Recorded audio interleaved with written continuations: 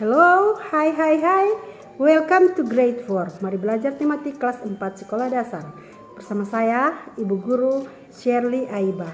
Oke, pagi ini kita akan belajar pembelajaran yang baru. Tema ke-6, cita-citaku. Subtema yang kedua, pembelajaran yang kedua. Oke, kita akan mulai. Tapi sebelumnya mari kita berdoa menurut agama dan kepercayaan kita. Berdoa dimulai. Berdoa selesai. Apa kabar hari ini? Semoga semua berada dalam keadaan yang sehat walafiat ya. Oke, kita akan mulai pembelajaran kita. Mari kita semangat belajar. Karena untuk meraih cita-cita adalah semangat belajar dan rajin belajar diperlukan untuk kemajuan kita semua. Selamat belajar. Kita tiba pada subtema kedua. Untuk tema 6, hebatnya cita-citaku, pembelajaran yang kedua. Setiap orang berhak memiliki cita-cita setinggi langit. Namun cita-cita harus sesuai dengan kemampuan yang kita miliki. Dan jangan memaksakan diri seperti tokoh yang ada di dongeng berikut ini. Judulnya adalah Badi Badak Ingin Jadi Penari Balet. Mari kita dengarkan ceritanya. Siang hari di sebuah hutan, Badi Badak, Ruri Nuri, Bela Belalang sedang berjalan-jalan di hutan. Mereka hendak pergi ke rumah Ucil Kancil untuk mengajaknya bermain. Sesampai di rumah Ucil Kancil, mereka melihat Ucil Kancil sedang berlari-lari kecil sambil sesekali melakukan lompatan. "Hai Cil, apa yang sedang kamu lakukan?" tanya Ruri. "Hei teman-teman, aku sedang melakukan pemanasan sebelum berlatih lari," jawab Ucil Kancil. "Kamu mau ikut lomba?" tanya Badi Badak penasaran. "Tidak, aku berlatih lari setiap hari karena aku bercita-cita ingin jadi atlet lari," ujar Ucil Kancil. "Wah, cita-citamu hebat Cil," kata Bela Belalang. "Kamu juga tentu punya cita-cita kan, Bela?" tanya Ucil Kancil pada Bela Belalang. "Tentu saja aku punya. Aku ingin menjadi pemain biola terkenal. Selalu berlatih memainkan biolaku," ujar Bela Belalang. Ya. "Bagaimana dengan kalian, Ruri dan Badi?" tanya Ucil kepada dua temannya yang lain. "Kalau aku ingin menjadi penyanyi terkenal," jawab Nuri mantap. "Kalau aku ingin jadi penari balet," jawab Badi Badak. Mendengar jawaban Badi Badak, seketika itu juga Ucil Kancil, Ruri Nuri dan Bela Belalang saling bertukar pandang. Meledaklah tawa mereka. "Hahaha, kamu ingin jadi penari balet?" tanya Ucil, Ruri dan Bela bersamaan. "Tentu saja, memang ada yang salah dengan cita-citaku," ujar Badi Badak. Balik bertanya. "Tidak ada yang salah sih, tapi tubuhmu kamu kan," ujar Bela Belalang sambil menahan senyum. "Memang kenapa dengan tubuhku?" tanya Badi Badak kesal. "Ya, Badi, ukuranmu sangat besar. Tidak mungkin kamu dapat menjadi penari balet," kata Bela Belalang. "Iya Badi, dengan tubuh sebesar itu, mana mungkin kamu bisa menjadi penari balet. Kamu lucu, Badi." "Hahaha," ujar Ucil Kancil sambil tertawa keras. "Apanya yang lucu, Cil?" kata Badi Badak. "Badi, seorang penari balet itu biasanya tubuhnya langsing, kecil, mungil, dan yang penting bisa berdiri di atas ujung jari kakinya. Lalu kalau tubuhmu kan besar seperti itu, lalu bagaimana bisa menari balet?" ujar Ucil Kancil. "Hei, kalian jangan meremehkan cita-citaku ya," kata Badi Badak. "Cita-citaku kan sama hebatnya dengan kalian," katanya lagi. "Kami tidak meremehkan cita-citamu Badi, tapi jika memiliki cita-cita itu harus yang realistis dan sesuai kondisi kita," ujar Nuri menjelaskan. Sudah, aku tidak ingin mendengar ucapan kalian," kata Badi Badak lalu pergi pulang sambil menahan kecewa. Melihat kepergian Badi Badak sambil menahan kekecewaan membuat ketiga kawannya merasa sangat menyesal. Tidak seharusnya mereka mengolok-olok cita-cita Badi Badak tersebut. Seharusnya mereka mendukung cita-cita Badi Badak sehingga ia bisa mewujudkan cita-citanya. Meskipun cita-cita menjadi seorang penari balet sangat mustahil dilakukan oleh Badi Badak yang bertubuh besar.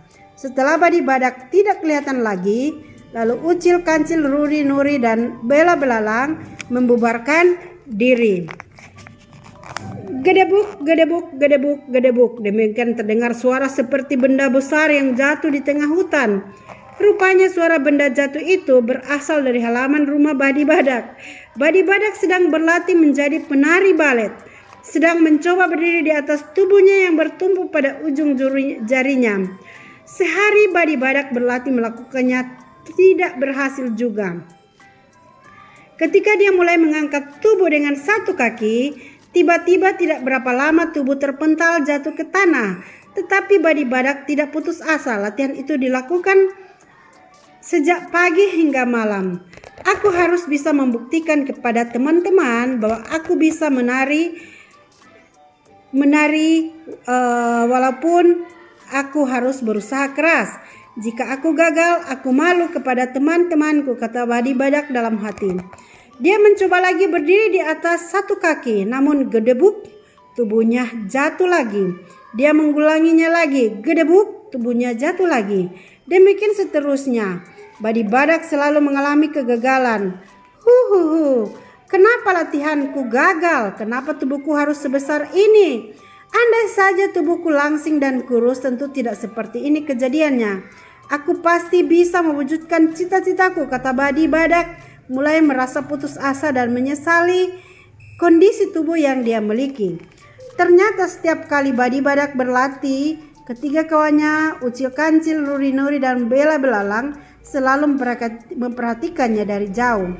Mereka ingin mengetahui seberapa jauh Badi Badak berusaha mewujudkan cita-citanya menjadi penari balet. Namun ketika melihat bahwa Badi Badak selalu gagal berlatih, membuat mereka merasa kasihan. Sebenarnya mereka ingin menolongnya, namun mereka tidak mau mengganggu Badi Badak dalam berlatih.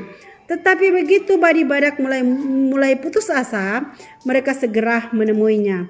Mengapa harus begini jadinya, Badi, kata Ucil, Kancil. Mengapa harus menyesali diri dengan segala kondisi tubuh yang ada? Kenapa harus menyalahkan pemberian Tuhan bila kita gagal mewujudkan cita-cita? Oh, kamu, Kancil, jawab Badi Badak keheranan melihat kedatangan ketiga kawannya di rumahnya. Badi Badak merasa selama ini hanya sendirian berlatih di tengah hutan. Kamu tidak seharusnya menyesuaikan kondisi tubuhmu dan menjadikan alasan penyebab kegagalan meraih cita-cita. Seharusnya kita bersyukur dengan semua pemberian Tuhan, seperti pemberian tubuh yang besar sepertimu. Menurutku kamu tidak seharusnya memaksakan diri menjadi penari balet. Ikan yang hidup di air tidak sepantasnya bercita-cita menjadi penerbang pesawat angkasa luar. Sang Raja Wali yang perkasa tidak sepantasnya bercita-cita menyelami 7 dasar samudra di Nusantara atau di dunia. Semua cita-cita kita harus realistis dan sesuai hukum alam yang ada, ujar Ucil, Kancil. Tapi aku juga kan ingin punya cita-cita seperti kalian, kata Badi Badak. Menurut kalian apa cita-cita yang paling sesuai untukku? Tanya Badi Badak meminta saran ketiga kawannya. Aku tahu. Bagaimana kalau kamu bercita-cita jadi polisi saja? Badanmu kan besar, jadi kamu bisa melindungi kami semua yang berbadan kecil dan lemah ini, ujar Ruri, Nuri memberi ide. Aku setuju dengan ide Ruri, ujar Ucil, Kancil. Aku juga, ujar Bela Belalang turut menyetujui ide Ruri, Nuri. Boleh juga. Aku suka menjadi penolong bagi kaum yang kecil dan lemah. Hehehe, ujar Badi Badak sambil tertawa riang. Nah, karena sekarang Badi Badak sudah menemukan cita-citanya yang sesuai, aku ingin mengajak kalian main ke rumahku. Aku sudah membuat banyak makanan di rumah. Ayo kita rayakan bersama cita-cita hebat kita, ujar Ucil, Kancil. Ayo, sambut kawan-kawannya. Mereka berjalan bersama dengan gembira menuju rumah Ucil, Kancil. Setelah mendengarkan cerita di atas, mari kita mencoba menjawab 5 pertanyaan. Siapakah nama tokoh dalam cerita di atas? Di manakah peristiwa dalam cerita di atas terjadi? Apa cita-cita Badi Badak? Mengapa teman-teman Badi Badak menertawai cita-citanya? Apa nilai yang kamu dapatkan dari cerita di atas? Oke, mari kita lanjut. Tentukan antonim atau lawan kata dari kosakata berikut. Realistis apa? Mustahil, gagal, meremehkan, putus asa. Silakan cari di kamus atau di Google ya. Oke, sekarang kita mengamati. Perhatikan gambar profesi berikut ini ya. Ada 2. Adakah di antara kamu di sini yang bercita-cita ingin menjadi pekerja seni yang ditunjukkan gambar di atas? Jika ada, apa alasanmu memilih cita-cita tersebut? Oke, salah satu pekerja seni adalah penari. Bacalah puisi tentang penari berikut ini. Judulnya adalah Penari Cilik, karya Sinta Irawan. Gemulai gerak tanganmu mengikuti irama gamelan. Wajah imut pun nan cantik membuat penonton semakin terpesona. Ketika sebagian anak-anak memilih tarian yang agresif, maka engkau memilih tarian Jawa yang gemulai. Bunyi gamelan semakin membuatmu bergerak lincah tanpa kesan agresif. Engkau penari cilik, usia mudamu tak terpengaruh oleh gemuruhnya musik yang hingar-bingar. Kau tetap tekun berlatih untuk selalu mengenal budaya dan adat istiadat bangsa sendiri. Tak usah malu adik kecilku, engkau akan jadi duta bangsa ke seantero dunia. Dengan menari membawa misi kebudayaan bangsa kita untuk suatu persahabatan dunia. Demikianlah puisi tadi. Kemudian kita menjawab pertanyaan ini. Ada 5 pertanyaan, silakan dibaca kemudian jawab dengan menggunakan bahasa Indonesia yang benar. Indonesia negara yang sangat kaya akan budaya. Salah satunya adalah tarian ya. Dan tarian dari daerah memiliki makna tersendiri. Misalnya, tari saman dari Aceh diciptakan untuk menghormati tamu. Contoh lainnya, tari piring dari Sumatera Barat mempunyai makna kegotong royongan dalam bekerja. Dan berikut ini tari dari daerah Indonesia. Ya, silakan anak-anak baca. Ada 15 provinsi dengan tarian daerah masing-masing. Oke, tuliskanlah tarian daerah berikut dan sebutkan dari mana asalnya sesuai dengan gambar yang ada. Oke. Nah, carilah informasi melalui berbagai sumber untuk mengetahui satu nama tarian daerahmu dan cerita tentang tarian tersebut. Carilah tahu gerakan-gerakan tarian tersebut dan maknanya. Cobalah kamu berlatih gerakan-gerakan tarian tersebut dengan teman-teman sekelasmu.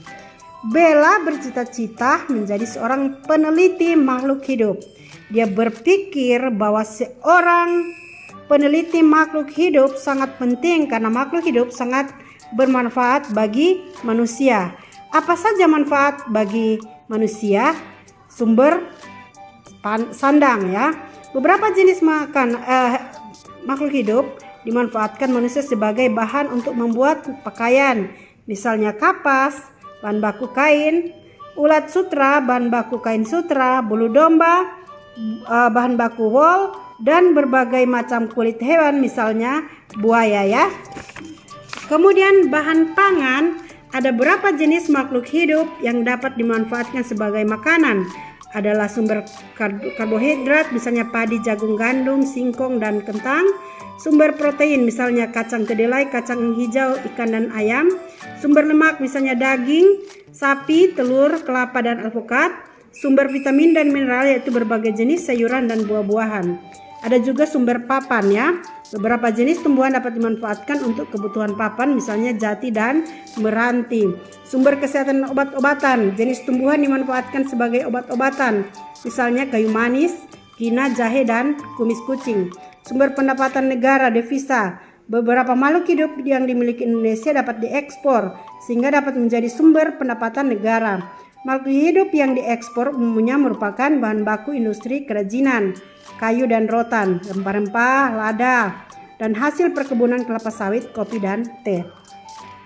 Selain bermanfaat bagi manusia, makhluk hidup juga bermanfaat bagi lingkungan. Misalnya dengan adanya tumbuhan, kadar oksigen di udara dapat meningkat dan dapat menurunkan kadar karbon dioksida sehingga mengurangi pencemaran udara. Adanya tumbuhan juga dapat menyejukkan suhu di lingkungan. Selain itu, bermacam-macam tumbuhan dan hewan juga dapat dimanfaatkan untuk memperindah lingkungan. Amatilah beberapa jenis tumbuhan di sekitarmu. Tentukan jenis bagian dari tumbuhan tersebut yang dapat dimanfaatkan oleh manusia. Catat hasil pengamatanmu dalam tabel yang sudah disiapkan ya. Oke. Nah, ada pertanyaan di bawah ini, silakan anak-anak jawab juga. Oke, demikian pembelajaran kita hari ini. Semoga pembelajaran hari ini bermanfaat buat anak-anak. Tetap semangat di dalam meraih cita-citamu. Karena ingat, di pundak kita lah masa depan bangsa dan negara. Semangat belajar, salam sehat.